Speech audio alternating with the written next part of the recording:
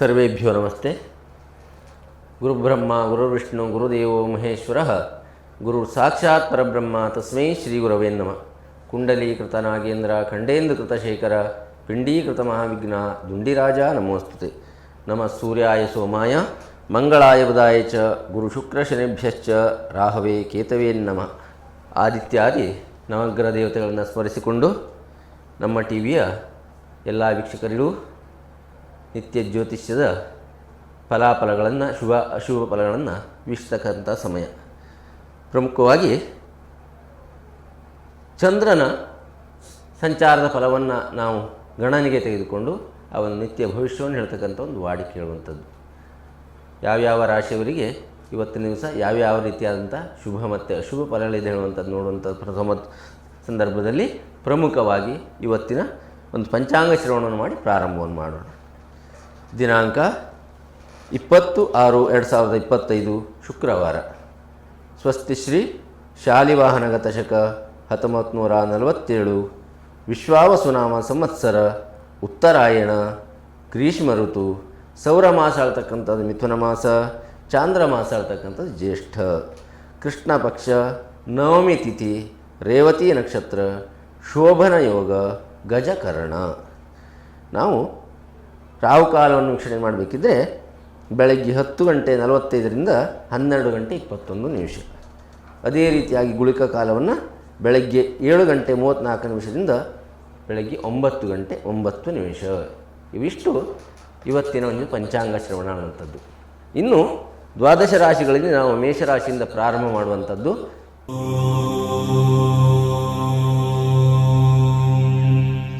ಮೇಷರಾಶಿ ಅಧಿಪತಿ ಹೇಳ್ತಕ್ಕಂಥವನು ಕುಜ. ಆ ಒಂದು ಮೇಷರಾಶಿಯವರಿಗೆ ಇವತ್ತಿನ ದಿವಸ ಯಾವ ರೀತಿಯಾದಂಥ ಶುಭ ಅಶುಭ ಫಲ ಇದೆ ಹೇಳುವಂಥದ್ದು ನೋಡೋಣ ಬನ್ನಿ. ಪ್ರಮುಖವಾಗಿ ಮೇಷರಾಶಿ ನೋಡಿ, ವ್ಯಯಭಾವದಲ್ಲಿ ಚಂದ್ರನ ಸಂಚಾರ ಆಗುವಂಥದ್ದು. ಮೇಷರಾಶಿಯವರಿಗೆ ವ್ಯಯದಲ್ಲಿ ಚಂದ್ರ ಮತ್ತು ಶನಿ ಇಬ್ಬರೂ ಹಿತವಾಗಿ ಸಂಚಾರವನ್ನು ಮಾಡ್ತಾ ಇದ್ದಾರೆ. ವಿತ್ತನಾಶ ಹೇಳ್ತಕ್ಕಂಥದ್ದು ವ್ಯಯಭಾವದಲ್ಲಿ ಸ್ವಲ್ಪ ರೀತಿಯಾಗಿ 7 ಶನಿಯ ಪ್ರಭಾವ ಹೇಳ್ತಕ್ಕಂಥದ್ದುಂಟು. ವಿತ್ತನಾಶ ಧನನಾಶ ಆಗುವಂಥದ್ದು. ಸಂಪಾದನೆ ಮಾಡಿದರೂ ಅಪವ್ಯಯವಾಗುವಂಥದ್ದು. ಬೇಕಾಗಿರುವಂಥದ್ದಕ್ಕೆ ಖರ್ಚಾದರೆ ಒಳ್ಳೆಯದು, ಅಪವ್ಯಯ ಅಂತ ಹೇಳಿದ್ರೆ ಬೇಡದ್ದಕ್ಕೆ ಖರ್ಚಾಗುವಂಥದ್ದು. ಅದಕ್ಕೋಸ್ಕರವಾಗಿ ಮನೋಹಾನಿ ಸ್ವಲ್ಪ ರೀತಿಯಾಗಿ ಅದರಿಂದಾಗಿ ಮನಸ್ಸಿಗೆ ದುಃಖ ಆಗ್ತಕ್ಕಂಥ ಸಾಧ್ಯತೆ ಹೇಳುವಂಥದ್ದಿದೆ. ಜನ್ಮದಲ್ಲಿ ಶುಕ್ರ ಮತ್ತು ಮಾಂದ್ಯ ಹೇಳುವಂಥದ್ದುಂಟು. ಆರೋಗ್ಯದಲ್ಲಿ ಭಯಗಳು ಬರುವಂಥದ್ದು. ಆರೋಗ್ಯದಲ್ಲಿ ಏನಾದರೂ ರೀತಿಯಾಗಿ ನಾವು ಎಣಿಸದೆ ಅನಾರೋಗ್ಯಕ್ಕೆ ತುತ್ತಾಗುವಂಥ ಸಾಧ್ಯತೆಗಳು ಆ ಒಂದು ಮೇಷರಾಶಿಯವರಿಗೆ ಇವತ್ತಿನ ದಿವಸ ಇದೆ.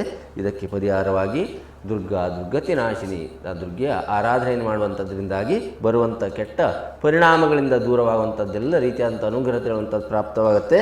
ಶುಭವಾಗಲಿ. ಇನ್ನು ವೃಷಭ ರಾಶಿ ಹೇಳುವಂಥದ್ದು.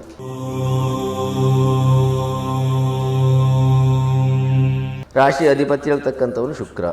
ಏಕಾದಶದಲ್ಲಿ ಚಂದ್ರ ಮತ್ತು ಶನಿ.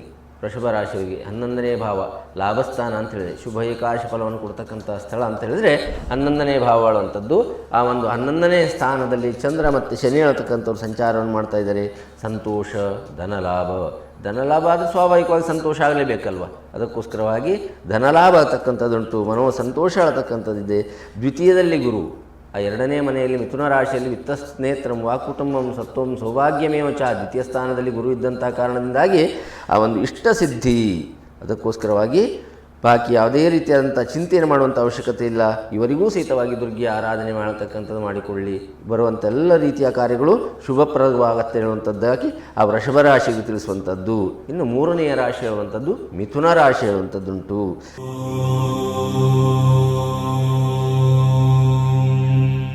ದಶಮ ಸ್ಥಾನದಲ್ಲಿ, ದಶಮ ಅಂತ ಹೇಳಿದ್ರೆ ಕರ್ಮಭಾವ ಅಂತ ಹೇಳಿದ್ರೆ 10ನೇ ಭಾವ ಕೇಂದ್ರ ಸ್ಥಾನ, ಆ ಒಂದು ಉದ್ಯೋಗ ಸ್ಥಾನ ಅಂತ ಹೇಳುವಂಥದ್ದು ಕರ್ಮಭಾವ ಅಂತ ಹೇಳುವಂಥದ್ರಲ್ಲಿ ಅದರಲ್ಲಿ ಚಂದ್ರ ಮತ್ತು ಶನಿ ಇರತಕ್ಕಂಥವ್ರ ಸಂಚಾರ ಉಂಟು.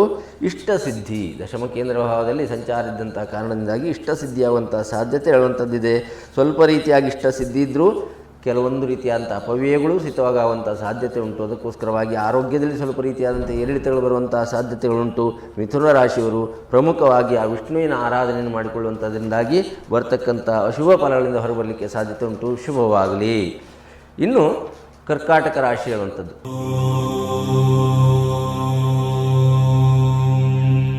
ಕರ್ಕಾಟಕ ರಾಶಿ ಹೇಳುವಂಥದ್ದು ಆ ಚಂದ್ರನ ರಾಶ್ಯಾಧಿಪತ್ಯದ ರಾಶಿ ಹೇಳುವಂಥದ್ದು ಭಾಗ್ಯಸ್ಥಾನದಲ್ಲಿ ಚಂದ್ರ 9ನೇ ಭಾವದಲ್ಲಿ ಚಂದ್ರನ ಸಂಚಾರ ಹೇಳ್ತಕ್ಕಂಥ ಇದೆ. ಅದೇ ರೀತಿಯಾಗಿ ಶನಿಯೂ ಸಿತವಾಗಿ ಭಾಗ್ಯಸ್ಥಾನದಲ್ಲಿದೆ. ರೋಗ ಭಯ, ಸ್ವಲ್ಪ ರೀತಿಯಾಗಿ ಆರೋಗ್ಯದಲ್ಲಿ ಏರಿಳಿತಗಳು ಬರುವಂಥದ್ದು, ಧರ್ಮನಾಶ, ವ್ಯಯಭಾವದಲ್ಲಿ ಗುರುವಿನ ಸಂಚಾರವಂಥದ್ದುಂಟು, ಅದು ಸಿತವಾಗಿ ಅಪಜಯ, ದುಃಖ ಇವೆಲ್ಲವೂ ಸಿತವಾಗಿ ಆ ಒಂದು ಕರ್ಕಾಟಕ ರಾಶಿಯವರಿಗೆ ಬರುವಂಥದ್ದಿದ್ದ ಕಾರಣ ಇವತ್ತಿನ ದಿವಸ ಬೇಕಾಗಿರುವಂಥದ್ದು ಇವರಿಗೂ ಸಿತವಾಗಿ ದುರ್ಗೆ ಆರಾಧನೆ ಹೇಳುವಂಥದ್ದು ಬರುವಂಥ ಎಲ್ಲ ರೀತಿಯಾಗಿ ಯಾವತ್ತು ಆ ಒಂದು ಜಗನ್ಮಾತರಿಗೆ, ಜಗತ್ತಿಗೆ ತಾಯಿ ಅಂತ ಹೇಳ್ತೇವೆ ದುರ್ಗಾ ಪರಮೇಶ್ವರಿಯಿಂದ, ಮಕ್ಕಳಿಗೆ ಕಷ್ಟ ಇರುವಂಥ ಸಂದರ್ಭಗಳಲ್ಲಿ ಹೇಗೆ ರೀತಿಯಾಗಿ ಪರಿಹಾರವನ್ನು ತಾಯಿ ಮಾಡ್ತಾಳೋ ಅದೇ ರೀತಿಯಾಗಿ ಭಕ್ತರಿಗೆ ಬರುವಂಥ ಕಷ್ಟಗಳನ್ನು ಆ ಜಗನ್ಮಾತರಿಗೆ ಆದಂಥ ದುರ್ಗಾ ಸ್ವರೂಪಿಣಿ ನಿವಾರಣೆಯನ್ನು ಮಾಡ್ತಾ ಹೇಳುವಂಥದ್ದು. ಕರ್ಕಾಟಕ ರಾಶಿಯವರು ದುರ್ಗಾ ಆರಾಧನೆ ಮಾಡಿಕೊಳ್ಳಿ, ಶುಭವಾಗಲಿ.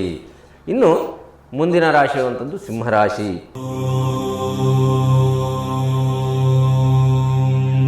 ಪ್ರಮುಖವಾಗಿ ಜನ್ಮರಾಶಿ ಸ್ಥಿತವಾದಂಥ ಕುಜ ಮತ್ತು ಕೇತು, ಜನ್ಮರಾಶಿಯಲ್ಲೇ ಕುಜ ಮತ್ತು ಕೇತು ಇರತಕ್ಕಂಥದ್ದುಂಟು. ಮನೋಭಯ ವಿತ್ತನಾಶ, ಸ್ವಲ್ಪ ರೀತಿಯಾಗಿ ಮನಸ್ಸಿಗೆ ಭಯಗಳು ಬರುವಂಥದ್ದು, ಹಣ ಆಗುವಂಥದ್ದು, ಅಪವ್ಯಯವಾಗುವಂಥ ಸಾಧ್ಯತೆ ಹೇಳ್ತಕ್ಕಂಥದ್ದಿದೆ. ಆ ಪ್ರಮುಖವಾಗಿ ಅದೇ ರೀತಿಯಾಗಿ ಅಷ್ಟಮದಲ್ಲಿ ಚಂದ್ರ ಮತ್ತು ಶನಿಯ ಸಂಚಾರ ಹೇಳ್ತಕ್ಕಂಥದ್ದಿದೆ.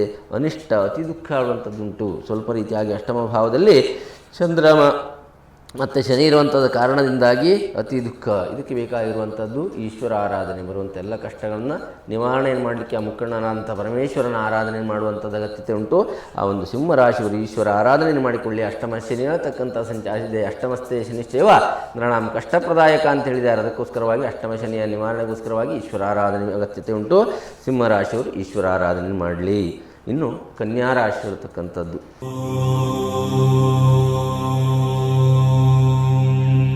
ಸಪ್ತಮದಲ್ಲಿ ಚಂದ್ರ ಮತ್ತು ಶನಿ. ಕನ್ಯಾ ರಾಶಿಯವರಿಗೆ ಸಪ್ತಮ ಭಾವದಲ್ಲಿ ಚಂದ್ರ ಮತ್ತು ಶನಿಯ ದೃಷ್ಟಿ ಹೇಳುವಂಥದ್ದುಂಟು. ಚಂಚಲತೆ ಹೇಳುವಂಥದ್ದು, ಸ್ವಲ್ಪ ರೀತಿಯಾಗಿ ಚಂಚಲತೆ ಬರುವಂಥದ್ದಿದೆ. ಮನೋಸುಖ, ಅದರ ಜೊತೆಯಲ್ಲಿ ಸ್ವಲ್ಪ ರೀತಿಯಾಗಿ ಏನು ಅಂತ ಕೇಳಿದ್ರೆ ಆ ಒಂದು ದಾಂಪತ್ಯ ಜೀವನಗಳಲ್ಲಿ ಕಲಹಗಳು ಬರುವಂಥದ್ದು. ಕಳತ್ರ ಭಾವದಲ್ಲಿ ಶನಿಯ ಸಂಚಾರವಂಥದ್ದಂಥ ಕಾರಣದಲ್ಲಿ ವ್ಯಯದಲ್ಲಿ ಕುಜಕೇತು ಉಳುವಂಥದ್ದು, ಸ್ವಲ್ಪ ರೀತಿಯಾಗಿ ವ್ಯಯಭಾವದಲ್ಲಿ ಕುಜಕೇತು ಉಳ್ತಕ್ಕಂಥದ್ದುಂಟು. ಧನ ಲಾಭ ಆಗುವಂಥ ಸಾಧ್ಯತೆಯೂ ಇದೆ. ಅದಕ್ಕೋಸ್ಕರವಾಗಿ ಇವರಿಗೂ ಸಹಿತವಾಗಿ ಬೇಕಾಗಿರುವಂಥದ್ದು ಆ ಒಂದು ಈಶ್ವರನ ಆರಾಧನೆ ಹೇಳುವಂಥದ್ದು ಕನ್ಯಾ ರಾಶಿಯವರಿಗೂ ಬೇಕು. ಈಶ್ವರ ಆರಾಧನೆಯಿಂದ ಬರುವಂಥ ಎಲ್ಲ ಕಷ್ಟಗಳಿಂದ ಹೊರಗುವುದು ಶುಭವಾಗಲಿ. ಇನ್ನು ಮುಂದಿನ ರಾಶಿ ಹೇಳುವಂಥದ್ದು ತುಲಾ ರಾಶಿ.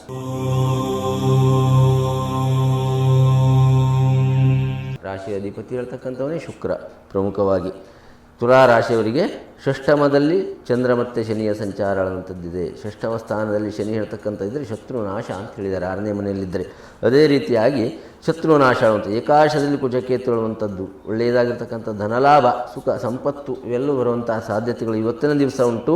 ತುಲಾ ರಾಶಿಯವರಿಗೆ ಷಷ್ಠಮ ಭಾವಕ್ಕೆ ಪಂಚಮ ಶನಿ ಹೇಳ್ತಕ್ಕಂಥದ್ದು ನಿವಾರಣೆಯಾಗಿ ಷಷ್ಠಮದಲ್ಲಿ ಸಂಚಾರವನ್ನು ಮಾಡ್ತಾ ಇದ್ದಂಥ ಕಾರಣದಿಂದಾಗಿ ಒಳ್ಳೆಯದಾದಂಥ ಫಲಗಳು ಬರುವಂಥ ಸಾಧ್ಯತೆ ಇದೆ. ಧನಲಾಭ ಇವರಿಗೂ ಸಹಿತವಾಗಿ ದುರ್ಗಾರಾಧನೆ ಹೇಳ್ತಕ್ಕಂಥದ್ದು ಮಾಡಿಕೊಂಡ್ರೆ ಬರುವಂಥ ಕೆಟ್ಟದಿದ್ದರೂ ಪರಿಹಾರ ಆಗತ್ತೆ, ಶುಭವಾಗಲಿ. ಇನ್ನು ವೃಶ್ಚಿಕ ರಾಶಿ ಹೇಳುವಂಥದ್ದು,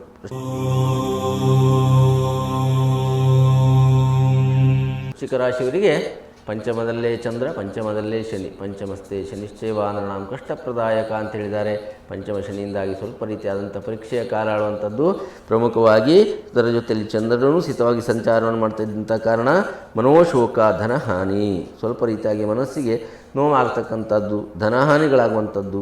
ಅದೇ ರೀತಿಯಾಗಿ ಕರ್ಮಸ್ಥಾನದಲ್ಲಿ ದಶಮದಲ್ಲಿ ಕುಜ ಮತ್ತು ಕೇತು ಹೇಳುವಂಥದ್ದಿದೆ. ಅದಕ್ಕೋಸ್ಕರವಾಗಿ ಕಾರ್ಯಭಂಗ, ಕಲಹ ಹೇಳುವಂಥದ್ದುಂಟು. ಮಾಡೋಂಥ ಕೆಲಸಗಳಲ್ಲಿ ವಿಘ್ನತೆಗಳು, ತಡೆಗಳು ಬರುವಂಥ ಸಾಧ್ಯತೆ ಇದೆ. ಕಲಹ ಅಂತಂದರೆ ಜಗಳಗಳಾಗ್ತಕ್ಕಂಥ ಸಾಧ್ಯತೆ ಉಂಟು. ಇವರಿಗೂ ಈಶ್ವರ ಆರಾಧನೆ ಹೇಳುವಂಥದ್ದು ಮಾಡಿಕೊಳ್ಳಿ. ಬರುವಂಥ ಎಲ್ಲ ರೀತಿಯ ದುಃಖಗಳಿಂದ ನಿವಾರಣೆ ಆಗಲಿಕ್ಕೆ ಸಾಧ್ಯತೆ ಉಂಟು. ಪಂಚಮ ಶನಿಯ ನಿವಾರಣೆಗೋಸ್ಕರವಾಗಿ ರುದ್ರಾಭಿಷೇಕವನ್ನು ಈಶ್ವರ ದೇವಸ್ಥಾನದಲ್ಲಿ ಕೊಡುವಂಥ ಕ್ರಮವನ್ನು ಮಾಡಿಕೊಳ್ಳಿ, ಶುಭವಾಗಲಿ. ಇನ್ನು ಮುಂದಿನ ರಾಶಿ ಇರುವಂಥದ್ದು ಧನುರ್ ರಾಶಿ ಇರುವಂಥದ್ದಿದೆ.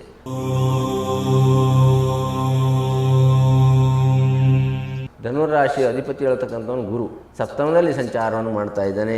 ಚತುರ್ಥದಲ್ಲಿ ಚಂದ್ರ ಮತ್ತು ಶನಿ ಹೇಳುವಂಥದ್ದು ಕೇಂದ್ರ ಸ್ಥಾನದಲ್ಲಿ, ಆ ಗುರುವಿನ ಮನೆಯಾದಂಥ ಮೀನದಲ್ಲೇ ಚಂದ್ರ ಮತ್ತು ಶನಿ ಹೇಳ್ತಕ್ಕಂಥದ್ದು ಸಂಚಾರ ಉಂಟು. ಸ್ವಲ್ಪ ರೀತಿಯಾಗಿ ಸುಖ ಹಾನಿ, ಮನೋಭಯ ಆಳುವಂಥದ್ದು. ಅದಕ್ಕೋಸ್ಕರವಾಗಿ ಮನೋಕಲಹವೂ ಸಹಿತ ಆಗ್ತಕ್ಕಂಥದ್ದು. ಇವೆಲ್ಲ ರೀತಿಯಾದಂಥ ಸ್ವಲ್ಪ ರೀತಿಯಾದಂಥ ಏರಿಳಿತಗಳು ಬರುವಂಥ ಸಾಧ್ಯತೆಗಳಿದೆ. ಅದಕ್ಕೋಸ್ಕರವಾಗಿ ಇವರಿಗೆ ವಿಷ್ಣುವಿನ ಆರಾಧನೆ ಹೇಳುವಂಥದ್ದು ಪ್ರಮುಖವಾಗಿ ಬೇಕು. ಪಾಲನಾಕರ್ತನಾದಂಥ ವಿಷ್ಣುವಿನ ಆರಾಧನೆಯಿಂದಾಗಿ ಧನುರಾಶಿಯವರಿಗೆ ಇವತ್ತಿಗೆ ಬರುವಂಥ ಎಲ್ಲ ತೊಂದರೆಗಳಿಂದ ಹೊರಬರಲಿಕ್ಕೆ ಸಾಧ್ಯತೆ ಉಂಟು, ಶುಭವಾಗಲಿ. ಇನ್ನು ಮಕರ ರಾಶಿ ಇರುವಂಥದ್ದು,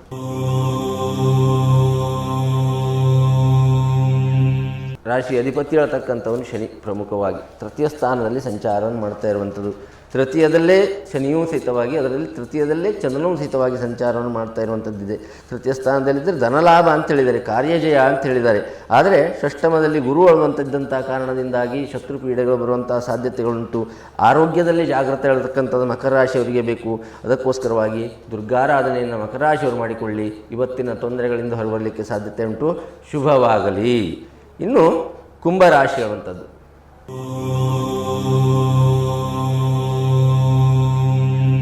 ಕುಂಭರಾಶಿ ಅಧಿಪತಿ ಆಗುವಂಥವನೇ ಶನಿ. ದ್ವಿತೀಯ ಸ್ಥಾನದಲ್ಲಿ ಚಂದ್ರನೊಟ್ಟಿಗೆ ಸಂಚಾರವನ್ನು ಮಾಡ್ತಾರೆ. ದ್ವಿತೀಯ ಸ್ಥಾನ ಅಂತ ಹೇಳಿದ್ರೆ ವಿತ್ತಂ, ನೇತ್ರಂ, ವಾ ಕುಟುಂಬಂ, ಸತ್ವಂ, ಸೌಭಾಗ್ಯಮೇ ಅಂತ ಹೇಳುವಂಥದ್ದು. ದ್ವಿತೀಯ ಸ್ಥಾನ ಅಂದರೆ ಧನಸ್ಥಾನ ಅಂತ ಹೇಳುವಂಥದ್ದು ಉಂಟು. ಅದಕ್ಕೋಸ್ಕರವಾಗಿ ಜನ್ಮದಲ್ಲಿ ರಾಹು ಹೇಳುವಂಥವನು ಸ್ಥಿತವಾಗಿದೆ. ಮನೋಭಯ. ದ್ವಿತೀಯದಲ್ಲಿ ಚಂದ್ರ ಶನಿಯಿಂದ ದ್ರವ್ಯ ಸ್ವಲ್ಪ ರೀತಿಯಾಗಿ ಧನ ಲಾಭವೂ ಆಗುವಂಥ ಸಾಧ್ಯತೆ ಉಂಟು. ಪಂಚಮದಲ್ಲಿ ಗುರುವಿನ ಅನುಗ್ರಹ ಹೇಳುವಂಥದ್ದಿದ್ದರಿಂದಾಗಿ, ಪಂಚಮದಿಂದ ಗುರುವಿನ ದೃಷ್ಟಿ ಇದ್ದಿದ್ದಾಗಿ, ಆ ಗುರು ಅಂತ ಹೇಳಿದ್ರೆ ದೇವತಾ ಸದೃಶ ಅಂತ ಹೇಳಿದೆ. ಪಂಚಮದಲ್ಲಿ ಆ ಗುರು ಇದ್ದು ನವಮ ದೃಷ್ಟಿಯಿಂದ ಆ ಕುಂಭರಾಶಿಯನ್ನು ವೀಕ್ಷಣೆ ಮಾಡ್ತಾ ಇದ್ದಂಥ ಕಾರಣದಿಂದಾಗಿ ಗುರುವಿನ ಅನುಗ್ರಹತೆ ದೇವಾನುಕೂಲ್ಯತೆ ಇರುವಂಥದ್ದುಂಟು. ಅದಕ್ಕೋಸ್ಕರವಾಗಿ ಆ ಗುರುವಿನ ಸ್ಥಾನದಲ್ಲಿರ್ತಕ್ಕಂಥವ್ರ ಆರಾಧನೆಯನ್ನು ಮಾಡಿದರೆ ಬರುವಂಥ ಯಾವುದೇ ತೊಂದರೆಗಳಿದ್ದರೂ ನಿವಾರಣೆ ಆಗುತ್ತೆ. ಕುಂಭರಾಶಿಯವರಿಗೆ ಶುಭವಾಗಲಿ. ಇನ್ನು ದ್ವಾದಶ ರಾಶಿಗಳಲ್ಲಿ ಕೊನೆಯ ರಾಶಿಯಾಗಿರುವಂಥ ಮೀನರಾಶಿಯ ಭವಿಷ್ಯವನ್ನು ನೋಡ್ತಕ್ಕಂಥ ಸಂದರ್ಭ.